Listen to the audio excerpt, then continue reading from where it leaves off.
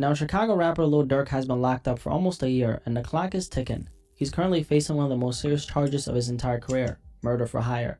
I just want to pause it real quick in the video, man. I did not know Durk was already gone for a year almost, man. It seems like it been longer than that if you ask me, because I'm missing the music, man.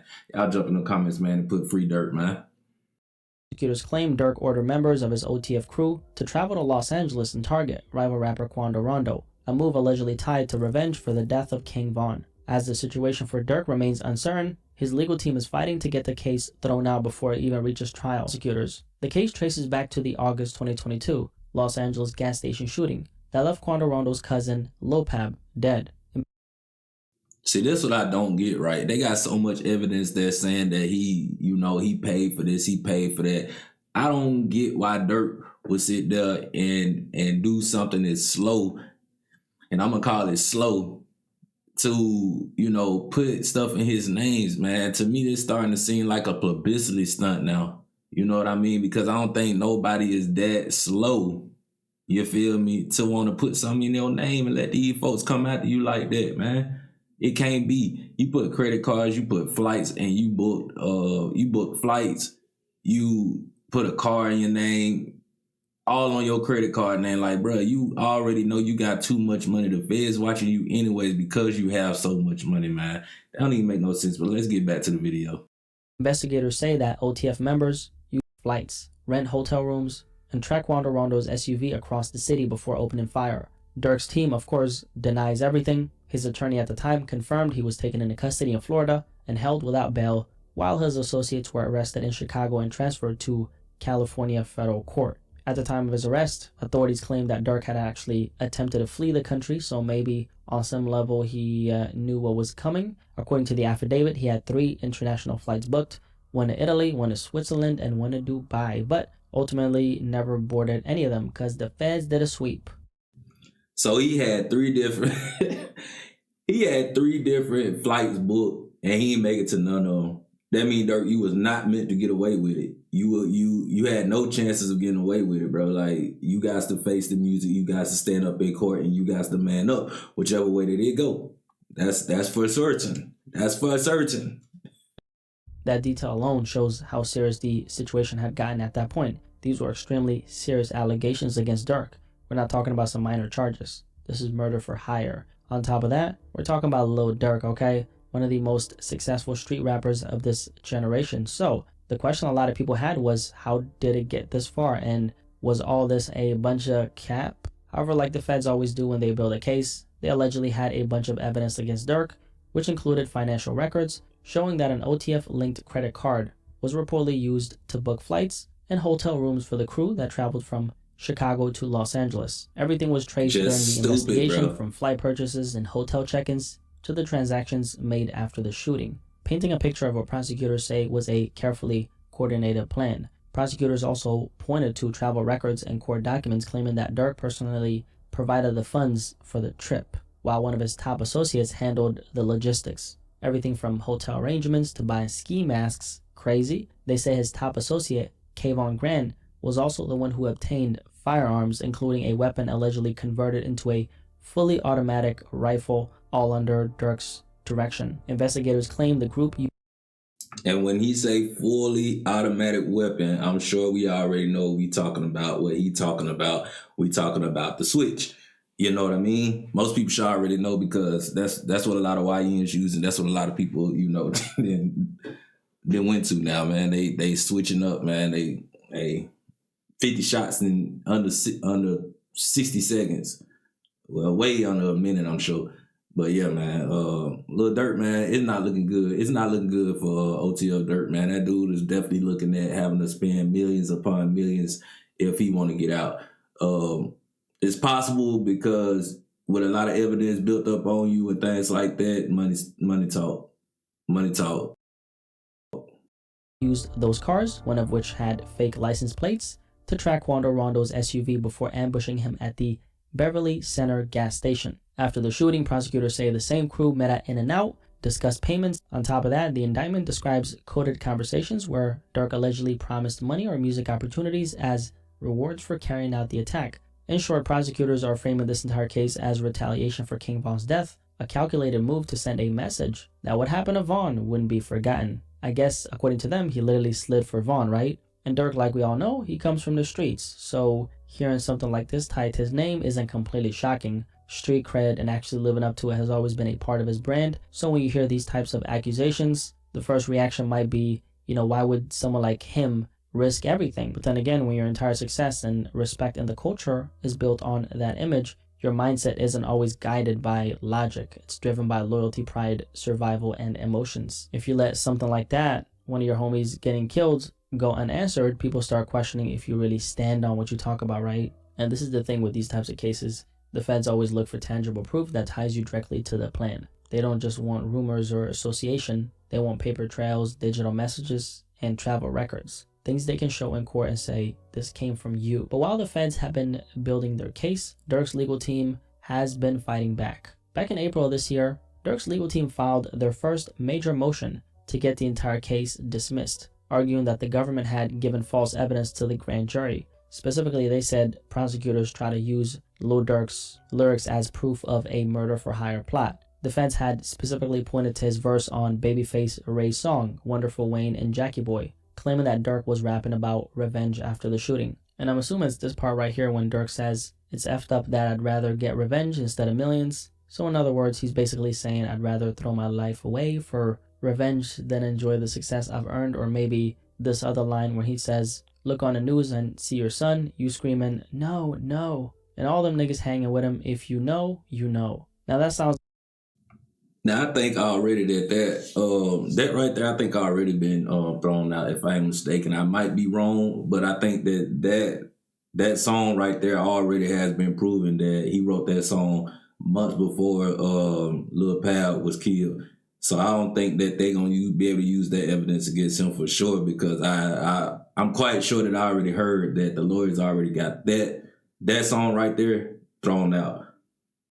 Like a direct reference to the viral video of Quando Rondo, Durk's #1 enemy, who he allegedly tried to kill, crying and screaming no after finding out his cousin Lil Pab had been killed. And this is the clip right here. In an SUV. Savannah rapper Quando. So Quando in that video is literally screaming no, obviously out of pure emotional pain because his cousin was dying right in front of him.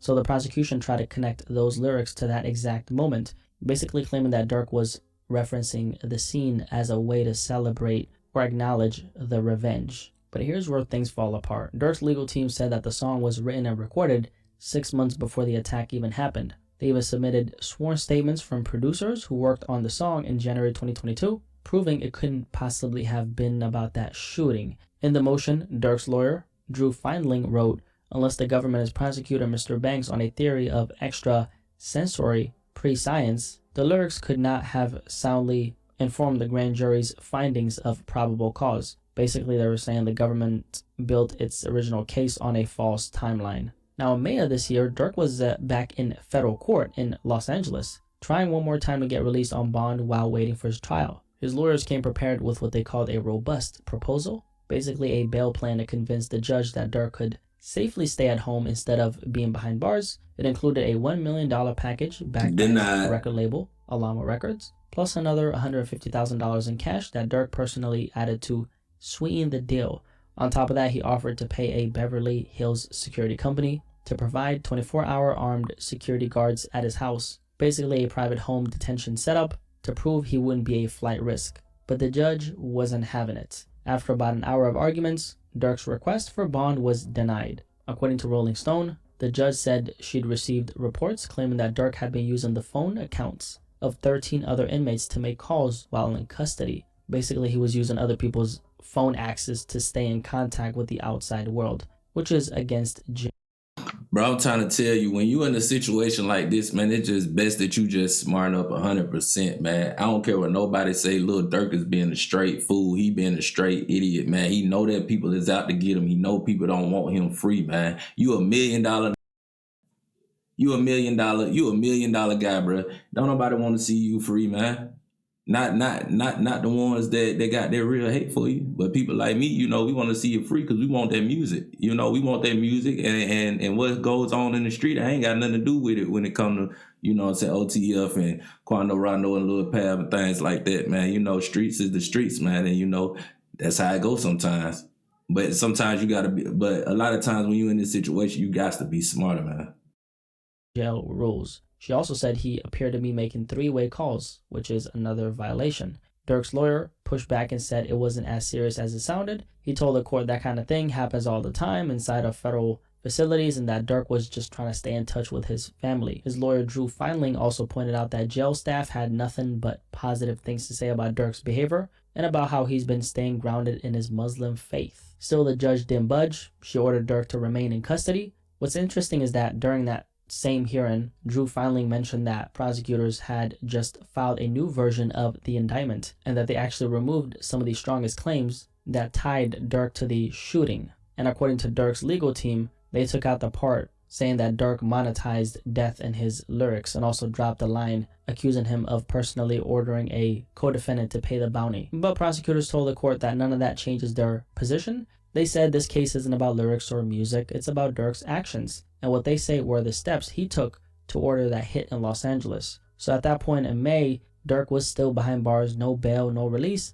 just waiting for the next move. Now the plot kept thickening, and in June of this year, Durk's legal team came back with an even stronger bail proposal, this time worth a massive $4.5 million. The offer included around-the-clock home detention with private security and electronic monitoring, but once again the judge said no. And why exactly did he say no? Well, the judge stated that the proposed funds were only a fraction of Durk's net worth, and that because he's facing a mandatory life sentence, if convicted, even an innocent man might consider running. The judge also pointed to Durk's attempt to fly to Dubai shortly after other defendants were arrested, saying that detail showed he had already tried to flee once. And then Durk's lawyer pushed back on it, saying the trip was for business and spiritual reasons, but the judge didn't buy it. He said plainly, the court finds that the defendant did attempt to flee abroad. After the ruling, Durk's legal team said in a statement that they were disappointed but still confident he'll be cleared once the truth comes out. And what's interesting is that,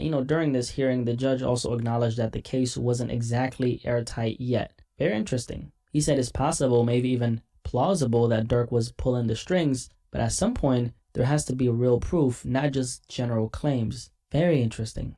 And then fast forward to this September, and things started to shift again behind the scenes. Prosecutors and several of Durk's co-defendants actually filed a motion asking to delay the trial, calling the case so unusual and so complex that they needed more time to prepare. But here's the crazy part. Durk wasn't actually one of them. He didn't agree to delay the trial at all. And in court documents, it literally says, Defendant Banks, that's Durk, does not join in the stipulation to continue the trial in this matter, meaning Durk actually wanted to go to trial sooner than later. Prosecutors, on the other hand, argue that since Durk is being tried alongside the others, the delay should still apply to him, saying a 3-month wait constitutes a reasonable period of delay and doesn't violate his right to a speedy trial. If Durk wants to fight that, his team could try to oppose the delay or even ask the judge to separate his case from the others, but that decision hasn't been made yet. Essentially what's going on right now is that Durk is once again trying to have his federal murder for hire charges dismissed, claiming that the government's case is way too vague to even fight properly.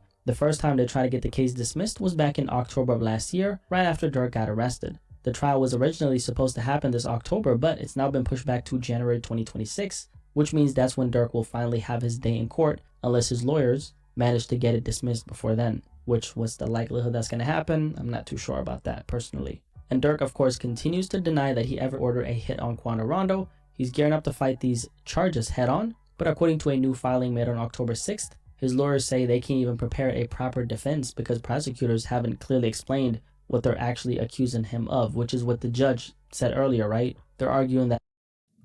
So to me, it just seemed like this just is a money scam. Like, it's like, Lil Durk, you got all that money, man. We want some. I mean, they making that man spend so much money trying to, defend his freedom and things like that, bro. It just don't make sense. It don't add up. But this just off subject real quick. Right before Lil Durk got arrested, they gave him the keys to, I think, Chicago, if I ain't mistaken. And I'm just, sometimes I sit back and I think, and I'm like, dang, bro, they just gave NBA YoungBoy the keys to Atlanta. You know what I mean? But I don't think NBA YoungBoy got too much going on as far as Durk might got going on. But you know what I'm saying? We're going to keep our eyes open on that because, hey, before they give you some roses, there's always something behind it, man. It's always something behind it. So we're going to watch out and we're going to be looking out for that too. But let's get back to the video. That the entire case is built on guesswork, that there's no clear evidence of how or when Durk supposedly communicated this bounty. Durk's legal team specifically stated, "This indictment is impermissibly vague. It leaves the defense to guess as to the government's theory of guilt, and it leaves the government free to change that theory as its cooperators' stories morph over time to meet the demands of a conviction." So basically what they're saying is that the government can't just keep moving the goalpost, that they need to show exactly what Durk said, who he said it to, what he did, and how all this connects to the crime. And it's interesting because that's not at all what most people thought was happening with this case. Could this be some type of tactic to buy time or weaken the prosecution's strategy? I don't really know, right? But either way, it's the job of his attorneys to look for every single crack in the government's case and use it to their advantage. That's what the legal team is getting paid for, right? So it's looking pretty uncertain for Durk right now. Until that trial actually starts, all we can do is watch how this plays out in court and hope that the truth comes to light. This case could, however, definitely end Lil Durk. I'm sure a lot of people were wondering what's been going on with the Lil Durk case, and of course, I'm always here to keep you guys informed. Yeah, that's true, man. I mean, as much evidence or much of the allegations that they have, I mean, I see that I can see Durk coming home because at the end of the day, like none of this stuff they talking about is like solid as much as they trying to make it sound solid. If the judge is even speaking on it and saying that it's possible or possible that, you know, all these allegations won't stand because we need some solid proof, then that's what it is. They need some solid proof that Durk did this or Durk did that. The only thing that I think is so solid right now is just how was they able to do it? Like, you know, the money, you know, the cars, the rent the cars or the hotels and things like that, you know. But if there was a way to prove that some of these people that's up under him was getting money too, then, you know what I mean? But then would that double back to be considered as snitching or ratting? If you was to place your people there, be like, look, they got their own money. So I don't know, man. Y'all jump in the comments and let's brainstorm on this. Y'all jump in the comments, man. Leave something down there. Like, comment, and subscribe. And until next video, I'm out.